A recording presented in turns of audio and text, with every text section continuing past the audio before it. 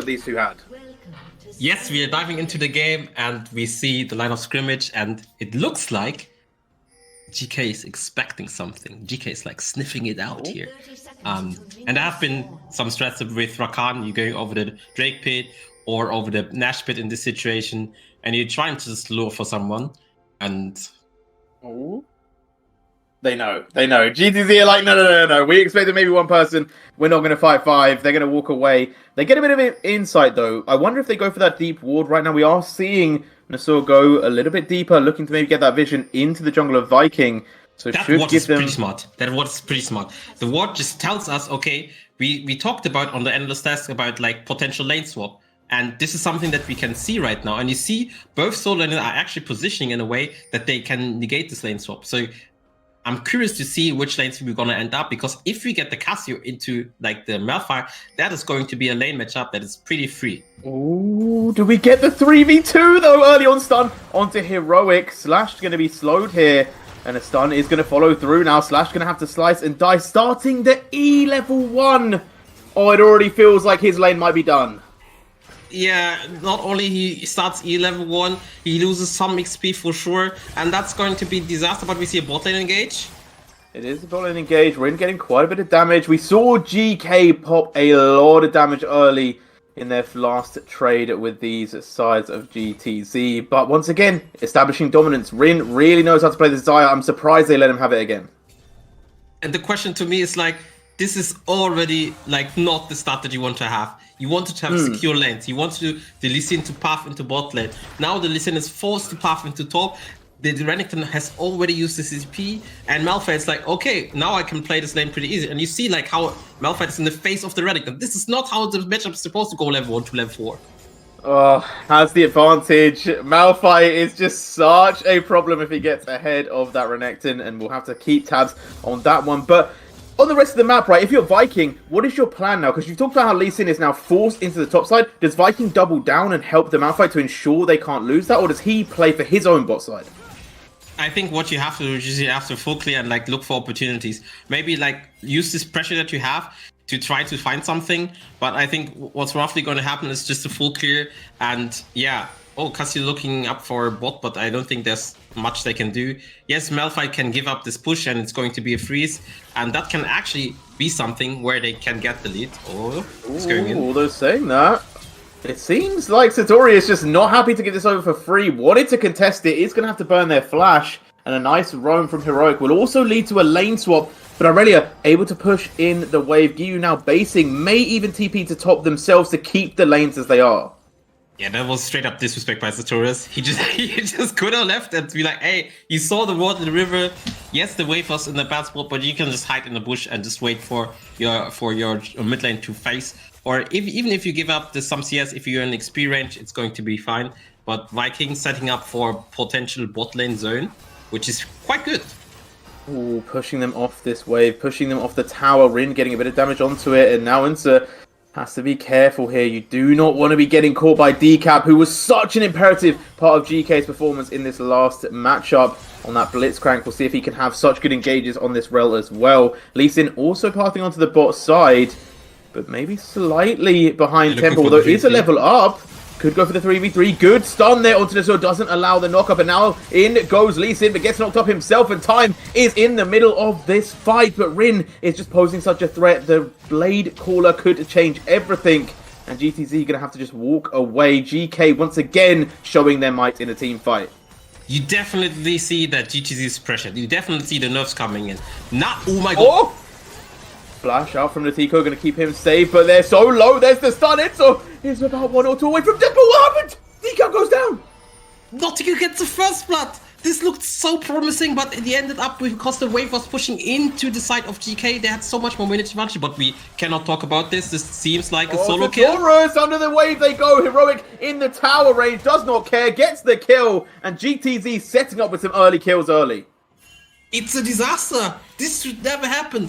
GK was in the driver's seat and they had so much good opportunities to control the game, and they made the game volatile, which is exactly what GTC needs to get this game going, because they had this disastrous start from the level 1. Oh, redemption arc, maybe. Decap going aggressive, not going to be able to find Notico. As Giyu now making their play onto Heroic is going to be grounded up here. Can't dash for the moment, and now Nasur is going to make it harder. Heroic will be able to walk away from the Aurelia. Still down on CS though. Aurelia having the slightly better early stage in this laning phase. Yes, it's huge that Heroic survives here, and there's a back them up because Arena invested his flash, and this is super crucial for the level 6 all-in because both of them have no flash, and if the Casio is playing the Miasma very, very good, it's very easy for her to just kite out and make sure she survives the onslaught and like the full-on engage, which can be, like, this is the most crucial point in this laning phase in this specific matchup. So it's good job from Nazur backing his mid laner up, and hopefully they will be able to slow this game down. Because so far, if you look across the board, GTZ is down in CS in almost every lane. And the only thing that separates them is actually like the 2 kills, and that's why they have a 300 gold lead, which isn't much. But yeah, good job from GK to just have those CS leads. Yeah, and I will say the dream is never fully sold for me for GTZ at the moment. Their early games have been actually pretty good, pretty explosive, but it's whether they can capitalize and keep those leads is what I'm really looking into here.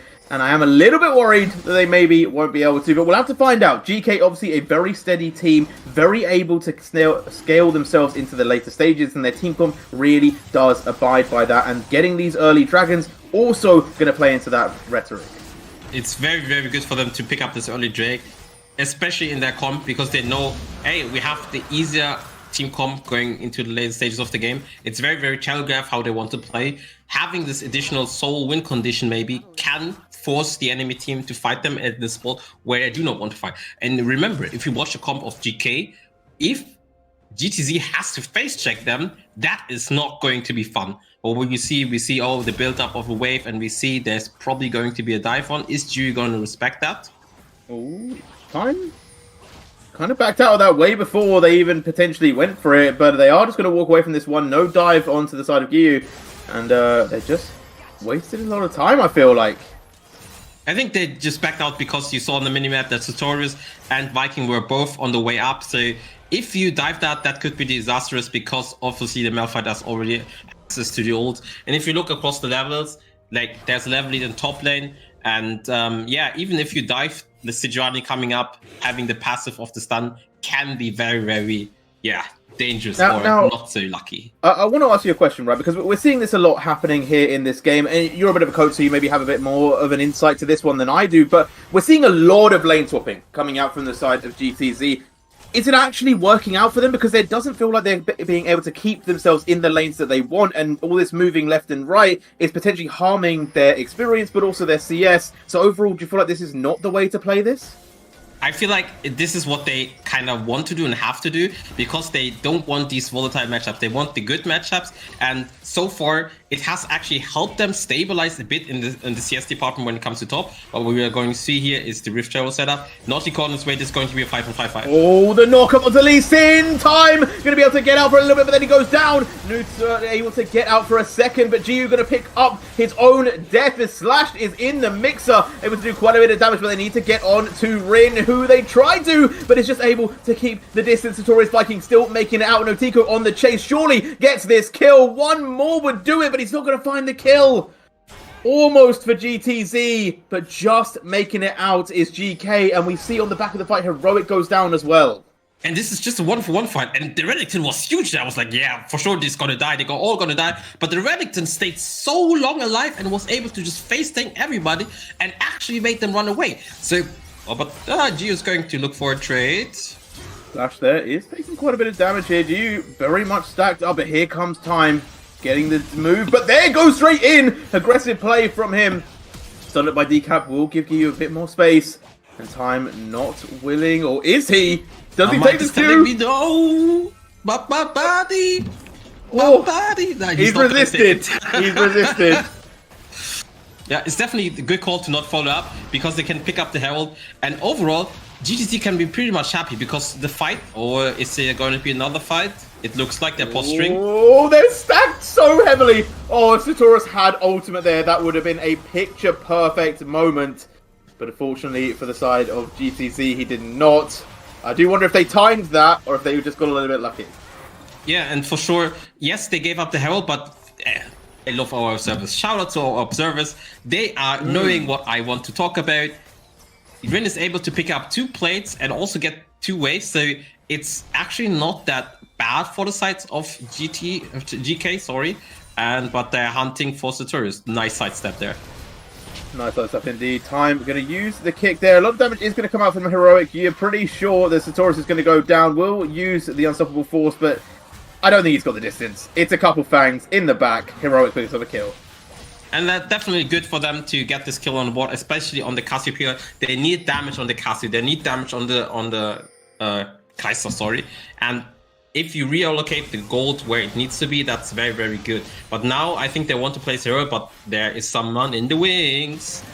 Viking going to be making their way forward. They do look down the Lee Sin. Time in a bit of trouble here. Going to get taken apart. And Heroic the next on the chopping block. They could get the stun here, but in comes Slash. It's going to be able to make a difference. The Slash is going to get him in range. Gets the kill.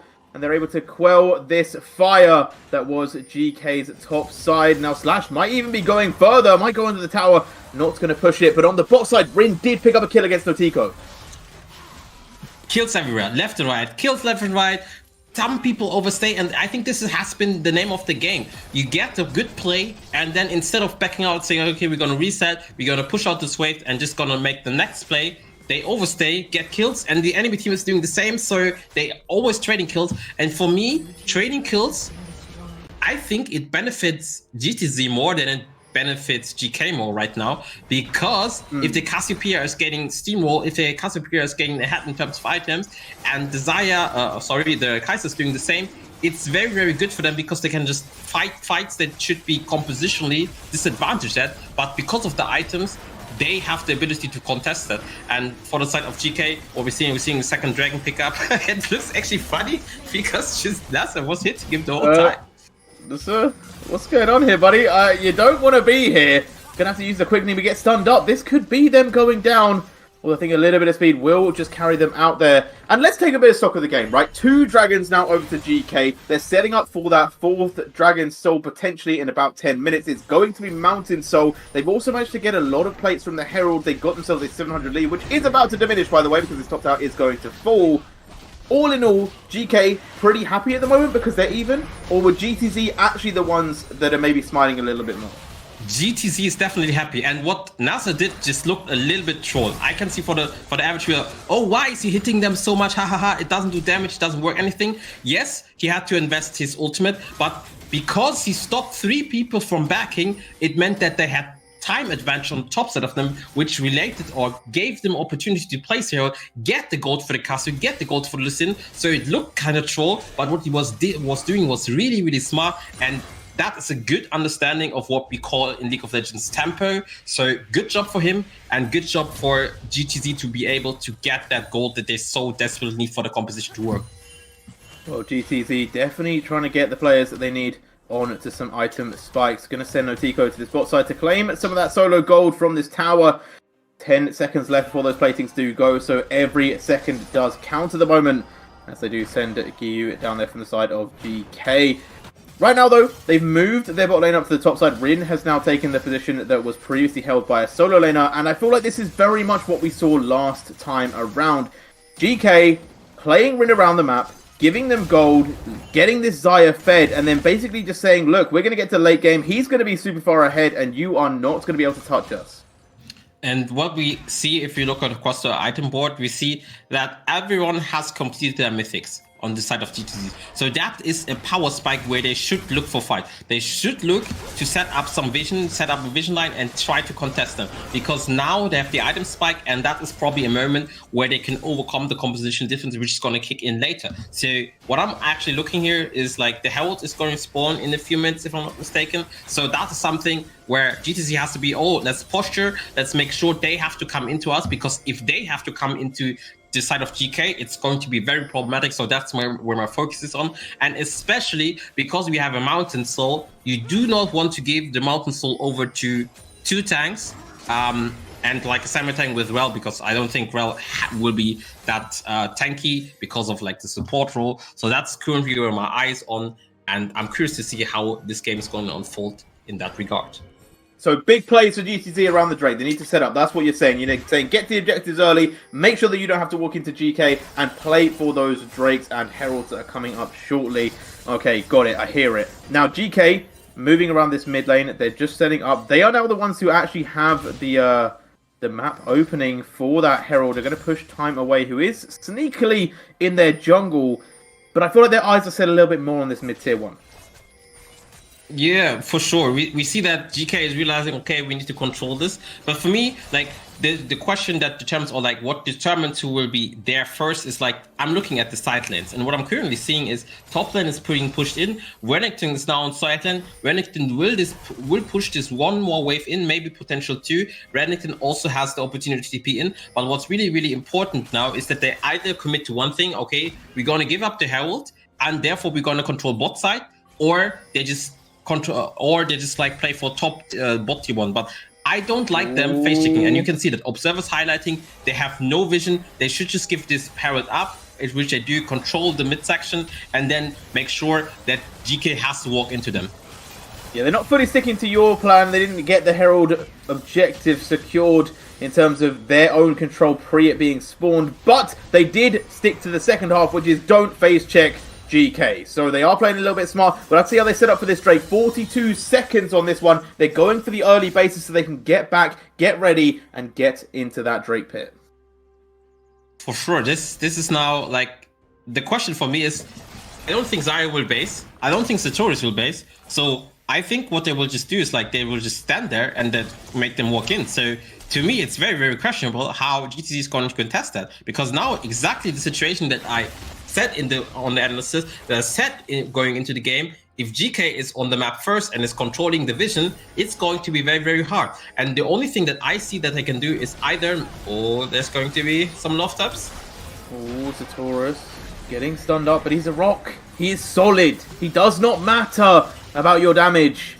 He will walk forwards every time, and GTZ being pushed away, the Herald being spawned in mid gives GK the opening to take the Dragon control for themselves. And it's exactly like you said, you do not want to walk into GK, but they are going to have to do it. Do they give it or do they not? That is the question on their minds.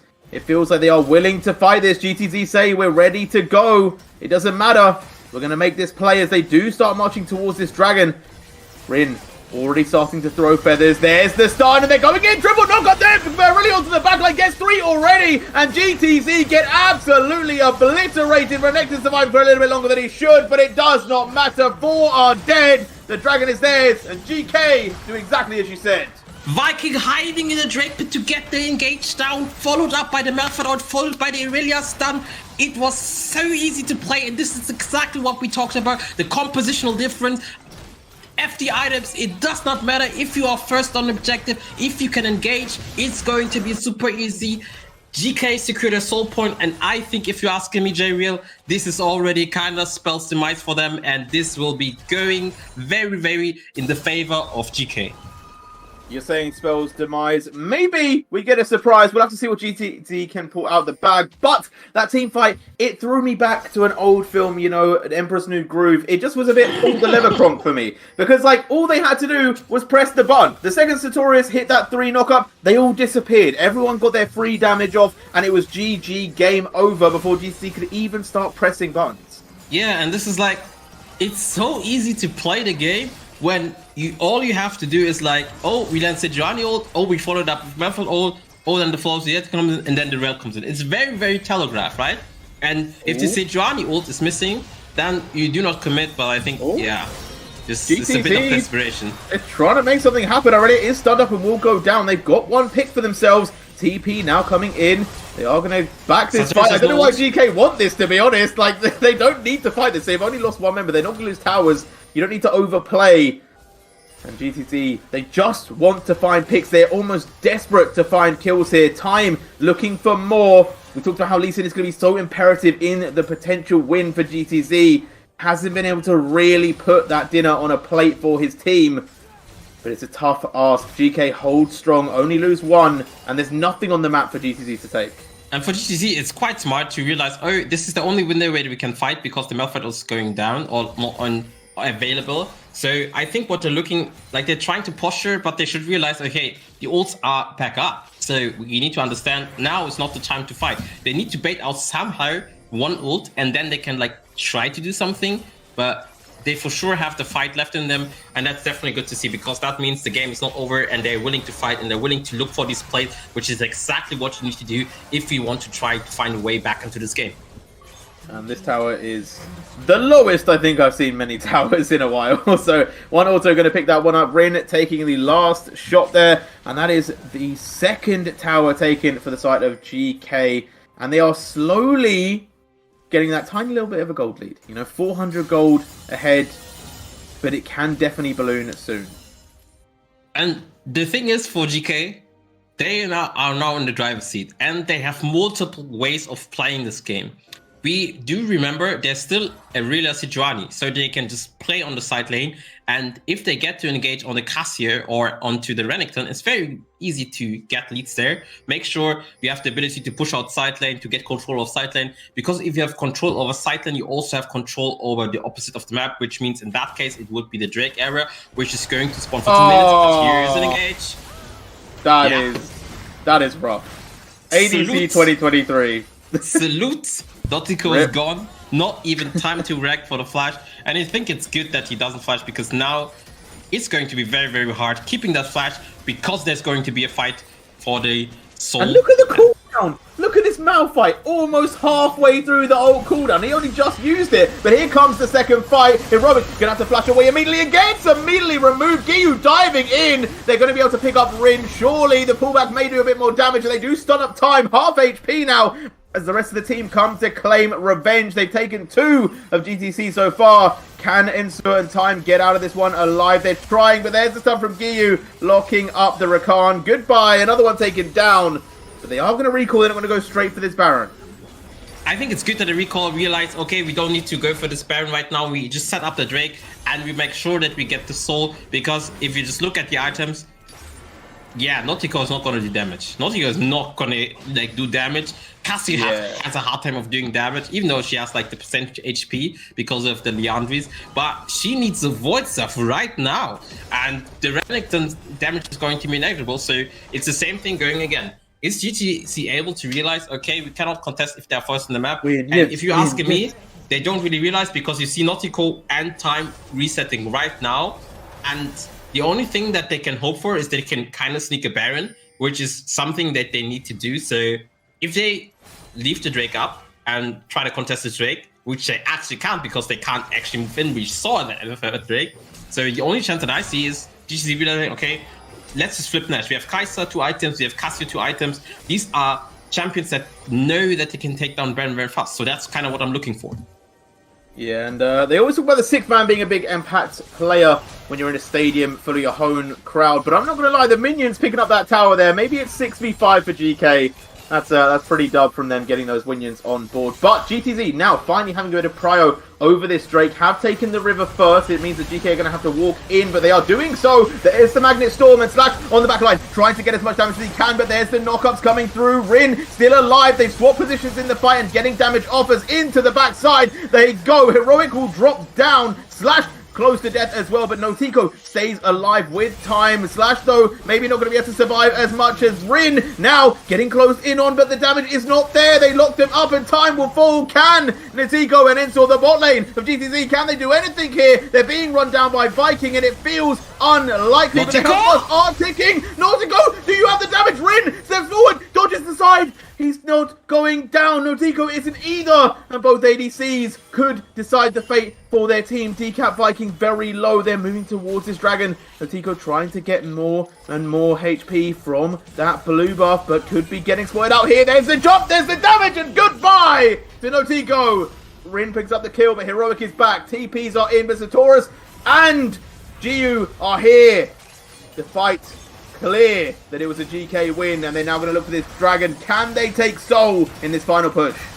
This should be sure, but this fight was so crazy damn long. We saw even the respawns coming in. What the hell was this fight? You saw this fight was split in 2 areas. On the left hand side, you saw Nautico trying to fight for his life. Na's appealing for him, trying to get the most damage out, and on the other side it was just like, oh, we gotta kill the Cassie, we gotta kill the other people, we gotta kill Rin. So overall, a good fight for GK. They got what they came for, which was the soul, and now it's kind of like, oh, we just want to make sure they can't like force us into Nash, and this is a time where the game can slow down a little bit, which gives us time to talk about more about the setup. So what I'm curious to see is like, how are they going to set up Nash, and also how they're going to play the side lanes. Right now we see that the bot side was crashed in, and now it's going to bounce back for the side of GTZ. So for the side of GK, it's very, very simple. Just sit on the Nash and wait, right? The longer you wait on that Nash, and they don't really want to wait, they just want to press the go buttons. They do indeed. They're looking just to slaughter this one down. 4,000. No, don't flip. Could go for the steal. Is he going to be able to get there? No, it's already gone. They did it so fast. GK just commit and they make the play work. GTZ now left, maybe a little bit shocked that it went over so fast, but GK are ready to start pushing down the mid lane. Ultimates are back up. Malphite is ready. The go buttons are there. Yeah, just you have to be aware. They're just deathballing, say like, yeah, just come at us, try to fight us. Like, we have so much engaged, and if one misses, and you saw it in the fight, Malphite ult whiffed, and they still had enough CC to CC them everybody down. So GK, I think what they should realize, oh, we need to maybe place 2 lanes, because hey, you see side waves are not in their favor, but I think they're just brute forcing and knowing, hey, we can just set up like a line of vision, and just like Malphite's going to just walk in front and tank it. Oh, this is so rough. This is so rough to watch. They're just walking and they're just winning. Yeah, this is like where you say, yeah, macro, who needs macro? We're just gonna area mid, they can't do anything, and then we're just gonna go and pick up a second wave. And now, the same play. We're going to see the same play. They're just going to do it again. What are GTZ going to do? Can they do anything here? They're going to step forward. Slash is going to get a tiny bit of damage. I don't even think he got damage on. Sartorius has still got a shield. And they're just marching again. Yes. And this is so like, oh, yes, we could. Oh, he's rooted. Oh, the flash. The flash is good from Heroic. 2 ultimates down from the side of GK. But they're still bold and moving forwards. Heroic almost going down from so little.